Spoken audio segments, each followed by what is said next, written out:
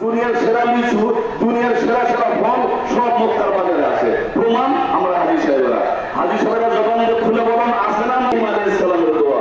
ইব্রাহিম আলাইহিস সালাম এখানে রেখে চলে গেলেন দীর্ঘ 7 বছর 9 বছর মতন করে 13 বছর পর তিনি বাইতুল্লাহকে আল্লাহর পক্ষ থেকে আসার নির্দেশ করে এভাবে যখন বাচ্চাটা বড় হয়ে গেল আল্লাহ তাআলা নির্দেশ করলেন, হে ইব্রাহিম, তুমি প্রিয় জিনিসটি আমার নামে কোরবানি করো।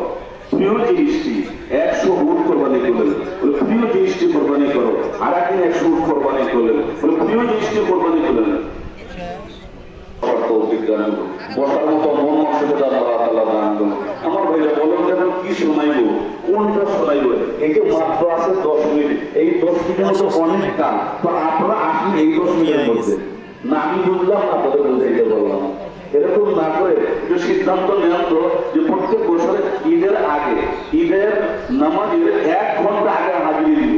1 ঘন্টা আগে আমি প্রস্তুতি, ঈদের জন্য তৈরি।